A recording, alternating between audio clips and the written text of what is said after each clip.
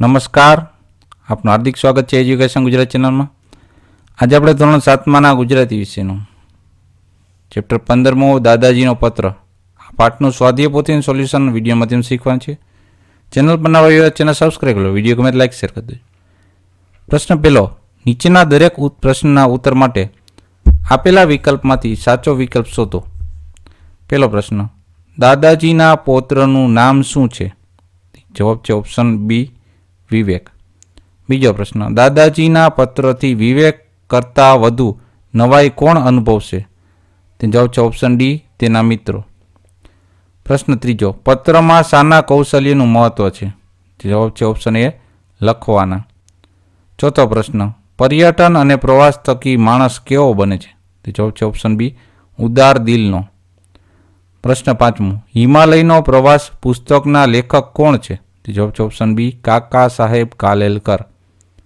પ્રશ્ન છઠ્ઠો, દાદાજી વિવેકના કહેવાથી શેમાં રસ લેતા થયા? જવાબ છે ઓપ્શન ડી, સારી ફિલ્મો જોવામાં. પ્રશ્ન 7, ફિલ્મ શાનું એક સબળ માધ્યમ છે? તે જવાબ છે ઓપ્શન એ, અભિવ્યક્તિનું. પ્રશ્ન બીજો, કૌંસમાં આપેલા શબ્દમાંથી સાચો શબ્દ પસંદ કરી નીચેની ખાલી જગ્યા પૂરો. પહેલી ખાલી જગ્યા, વિવેક અભ્યાસ અર્થે ખાલી જગ્યા શહેર ગયો હતો, તો એ તો વડોદરા. બીજી ખાલી જગ્યા, વિવેક તેના પપ્પાને ફોનથી પૂછ્યું કે ખાલી જગ્યામાં જાઓ કે કેમ? તો પ્રવાસમાં.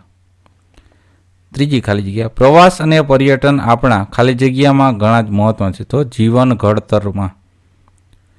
ચોથી ખાલી જગ્યા, સુંદરમ દ્વારા લખાયેલ પ્રવાસ અંગેનું પુસ્તક ખાલી જગ્યા છે, તો એ છે દક્ષિણાયન. પાંચમી ખાલી જગ્યા, દાદાજીને અગાઉ ખાલી જગ્યા પ્રત્યે શું ગતિ? તો ફિલ્મો પ્રત્યે. છઠ્ઠી ખાલી જગ્યા, સારી ફિલ્મો ખાલી જગ્યા પર ધારી અસર કરી, તો કે લોકમાનસ પર. સાતમી ખાલી જગ્યા, ગણિત વિષય એક ખાલી જગ્યા છે, તો એ છે શાસ્ત્ર. આઠમી ખાલી જગ્યા, દાદાજી એ ગણિતના ખાલી જગ્યા અને ઉખાણાને લગતા 2 પુસ્તકો વિવેકને મોકલે, તો કોયડા. નવમી ખાલી જગ્યા, વિવેકને રવિવાર અને ખાલી જગ્યાના તહેવારની 2 રજાઓ છે, તો દશેરા. પ્રશ્ન ત્રીજો, પાઠને આધારે સાચું છે કે ખોટું જણાવો. પેલું, નિયમિત લખવાથી લેખનનું કૌશલ્ય વિકસે છે, જેમ ખોટું છે. બીજું, પ્રીતમભાઈએ એમના છોકરાને પત્ર લખ્યો, વિધાન સાચું છે. ત્રીજું, પ્રીતમભાઈએ વિવેકને 3-4 પુસ્તકો વાંચવાની સલાહ આપી, વિધાન ખોટું છે. ચોથું, આલ્બર્ટ આઇન્સ્ટાઈન વૈજ્ઞાનિક હતા, વિધાન સાચું છે. પ્રશ્ન ચોથો, અવિભાગના બ વિભાગમાંથી ઉત્તર મેળવવાનો છે, તો પ્રિય સામે આવશે બ વિભાગમાંથી મિત્ર. બ, પૂજ્યનું પિતાજી આવશે આદરણીય સ્વામી સચ્ચિદાનંદજી, અને ચિરંજીવી પૌત્ર વિરલ. પ્રશ્ન પાંચમો, નીચેના પ્રશ્નોના ઉત્તર એક વાક્યમાં લખો. પેલું, દાદાજીનું મન શું વિચારી પ્રફુલ્લિત થાય છે? તે જવાબ છે પૌત્ર વિવેક ઉજ્જવળ ભવિષ્ય માટે વડોદરા અભ્યાસાર્થે ગયો છે એમ વિચારીને દાદાજીનું મન પ્રફુલ્લિત થાય છે. બીજો પ્રશ્ન, પૌત્રને પોતાના પત્રથી આશ્ચર્ય થશે એવું દાદાજીને કેમ લાગ્યું? તેનો જવાબ છે દાદાજીએ ફોન અને મોબાઈલ ફોનના વર્તમાન સમયમાં પૌત્રને પત્ર લખ્યો હોવાથી તેમને પોતાના પત્રથી પૌત્રને આશ્ચર્ય થશે એવું લાગ્યું. ત્રીજો પ્રશ્ન, પહેલાંના સમયમાં સંદેશા વ્યવહાર શાનાથી થતો? તેનો જવાબ છે પહેલાંના સમયમાં ફોન અને મોબાઈલ નહોતા ત્યારે સંદેશા વ્યવહાર પત્રથી થતો. ચોથો પ્રશ્ન, પ્રવાસ દ્વારા આપણને શાનો પરિચય થાય છે? તેનો જવાબ છે પ્રવાસ દ્વારા આપણને જુદા જુદા પ્રદેશની ભૂગોળ, ઇતિહાસ, લોક સંસ્કૃતિ અને સાંસ્કૃતિક વારસાનો સીધો પરિચય થાય છે. પાંચમો પ્રશ્ન, વિવેક કયા વિષયના યુનિટ ટેસ્ટમાં નબળું પરિણામ આવ્યું હતું? તેનો જવાબ છે વિવેકને ગણિત વિષયના યુનિટ ટેસ્ટમાં નબળું પરિણામ આવ્યું હતું. છઠ્ઠો પ્રશ્ન, ગણિત વિષયમાં શેનાથી અવગત થવાથી સારું પરિણામ મળે છે? તેનો જવાબ છે ગણિત વિષયમાં પાયાની સંકલ્પનાઓથી અવગત થવાથી સારું પરિણામ મળે છે. સાતમો પ્રશ્ન, કયા વિશ્વવિખ્યાત વૈજ્ઞાનિકના શિક્ષક તેમના બાળપણના શિક્ષણથી નિરાશ થયા હતા? જવાબ છે વિશ્વવિખ્યાત વૈજ્ઞાનિક આલ્બર્ટ આઇન્સ્ટાઈનના શિક્ષક તેમના બાળપણના શિક્ષણથી નિરાશ થયા હતા. 8મો પ્રશ્ન, દાદાજી વિવેકને અભ્યાસમાંથી સમય કાઢીને શું કરવાનું કહે છે? તેનો જવાબ છે દાદાજી વિવેકને અભ્યાસમાંથી સમય કાઢીને જરૂરી વ્યાયામ કરવાનું કહે છે. 9મો પ્રશ્ન, સ્વામી વિવેકાનંદે વ્યાયામ અંગે કઈ સૂક્તિ કહી છે? તેનો જવાબ છે સ્વામી વિવેકાનંદે વ્યાયામ અંગે તંદુરસ્ત શરીરમાં જ તંદુરસ્ત મન વસે છે એવી સૂક્તિ કહી છે. પ્રશ્ન 6, નીચેના પ્રશ્નોનો ઉત્તર 2-3 વાક્યમાં લખો. પહેલો પ્રશ્ન, આપણા દેશમાં કઈ પરંપરા યુગો જૂની છે અને કઈ રીતે? તો જવાબ છે આપણા દેશમાં પ્રવાસ અને પર્યટનની પરંપરા યુગો જૂની છે. આપણા ઋષિમુનિઓથી લઈને ગૃહસ્થો દેશાટન અને તીર્થદન માટે જતા હતા. પ્રશ્ન બીજો, દાદાજીએ વિવેકને ગણિતમાં અભ્યાસાર્થે પ્રોત્સાહન આપવા શું કહ્યું?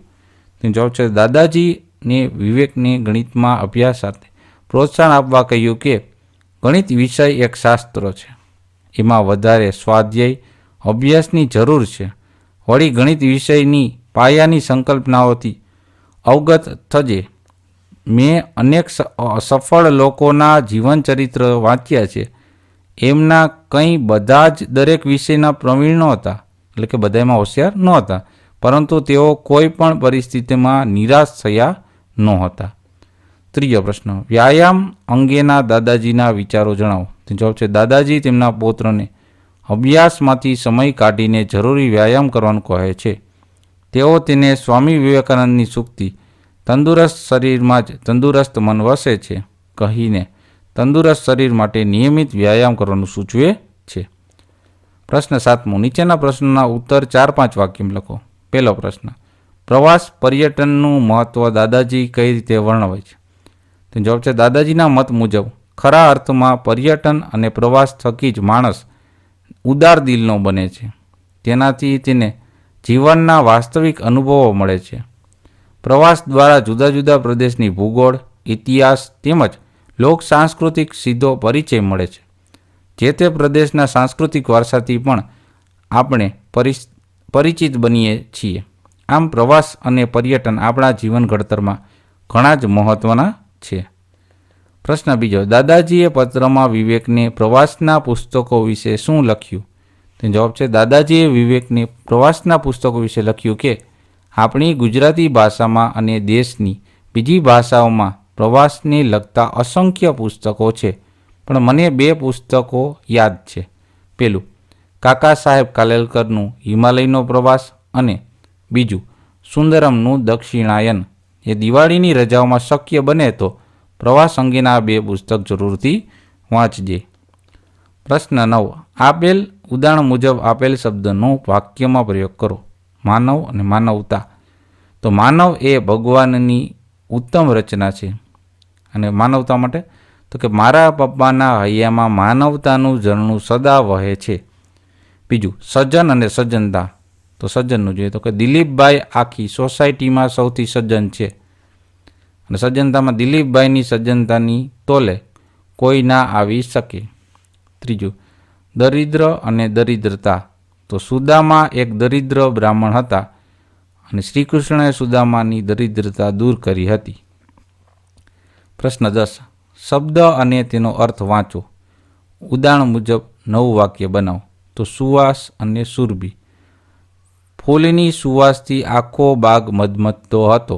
તો એનું વાક્ય થશે કે ઉદ્યાનમાં પ્રવેશતા જ જાણે પુષ્પોની સુરભીએ સ્વાગત કર્યું. બીજું રૂવાટું, રોમ અને પુલક. તો કે દિવાળી બેનનું ગીત સાંભળીને મારા રૂવાટા ઊભા થઈ ગયા. વાક્ય થશે સંગીતના સુકોમળ સૂરો સાંભળીને રોમ રોમ પુલકિત થઈ ઉઠે છે. ત્રીજું રચના એટલે કે ગોઠવણ અને વ્યવસ્થા. તો કુદરતની બધી રચના સુંદર ને ઉત્તમ છે. વાક્ય વડને ટેટાને વેલાને તરબૂચ. કુદરતની વ્યવસ્થા કેવી અદ્ભુત છે. પ્રશ્ન 11, નીચે આપેલ વાક્યને નિષેધ એટલે કે નકારવાચક વાક્યમાં ફેરવો. પેલું મોહન દાદા ઉદાર દિલના હતા. તેનું નિષેધ વાક્ય થશે મોહન દાદા ઉદાર દિલના ન હતા. બીજું પલ્લવીબેન અમને ગુજરાતી ભણાવે છે. તેનું નિષેધ વાક્ય થશે પલ્લવીબેન અમને ગુજરાતી ભણાવતા નથી.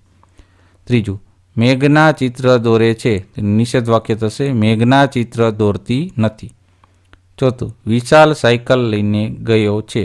નિષેધ વાક્ય થશે વિશાલ સાયકલ લઈને ગયો નથી. પાંચમું, પરેશના પિતા સૈનિક છે.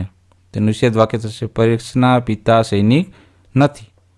પ્રશ્ન 12, નીચેના વાક્યો વાંચી તેના નામના બદલે વપરાયેલ હોય તેવા પદો નીચે લીટી કરો. તો પહેલામાં આવશે કોઈક નીચે લીટી, બીજામાં જ્યાં ને ત્યાં, ત્રીજામાં એ આપણે જે વાક્ય હોય એ તો લખી નાખવાનું, પછી એમણે અને પોતે એની નીચે લીટી આવશે. ચોથામાં મેં અને જાતે નીચે લીટી, પાંચમામાં થોડુંક નીચે લીટી, છઠ્ઠામાં જ્યારે ત્યારે નીચે લીટી, સાતમામાં કોઈક નીચે લીટી, આઠમામાં જેને, ખુદ તો અને તેને ઉપર નીચે લીટી, નવમું તમે, પંડે અને આ નીચે લીટી. પ્રશ્ન 13, નીચે આપેલ વાક્યમાંથી સર્વનામ શોધી એના પ્રકાર લખો. તો પેલું વાક્ય છે એમાં સર્વનામ છે જ્યાં ત્યાં અને પ્રકાર છે સાપેક્ષ. બીજું વાક્ય છે એમાં સર્વનામ તેમણે અને આ એ પુરુષવાચક અને દર્શક.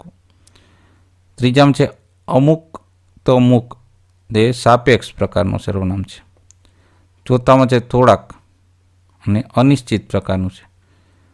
પાંચમામાં છે ક્યારેક એ સર્વનામ છે અને પ્રશ્નવાચક છે. છઠ્ઠું છે જાતે એ સ્વવાચક છે. સાતમામાં એનું એ પુરુષવાચક છે. આઠમામાં એમના એ પુરુષવાચક છે. તે એ પણ પુરુષવાચક છે. જેમનું તેમનું તે સાપેક્ષ છે. પ્રશ્ન 14, કૌંસમાંથી યોગ્ય શબ્દ પસંદ કરી ખાલી જગ્યા પૂરો. પેલું, મને લાગે છે કે તે પપ્પાને પૂછ્યું એ તો સારી વાત છે, એમની મંજૂરી ખાલી જગ્યા મળશે મંજૂરી તો લેવાની હોય. બીજું, ખરું ખાલી જગ્યા મળશે ખરું તો એ છે કે પર્યટન અને પ્રવાસ થકી જ માણસ ઉદાર દિલનો બને. ત્રીજી ખાલી જગ્યા, હું હવે સારી ફિલ્મો જોવામાં રસ લેતો થયો છું. ચોથું, ગણિત વિષય એક શાસ્ત્ર છે. પાંચમું, સમય મળે એટલે પત્ર જરૂર લખજે. પ્રશ્ન 15, શબ્દ ટ્રેનમાંથી શબ્દ શોધીને વાક્ય બનાવો. તો આમાં પહેલાનું વાક્ય બનશે ખાટા ફળોમાંથી વિટામિન સી મળે છે અને નીચે લીટી કરતી અને બરાબર. બીજું વાક્ય છે બધા જો કસરત કરે તો તંદુરસ્ત જળવાઈ રહે. ત્રીજું, આજે પત્રનું સ્થાન ઈમેલે લીધું છે.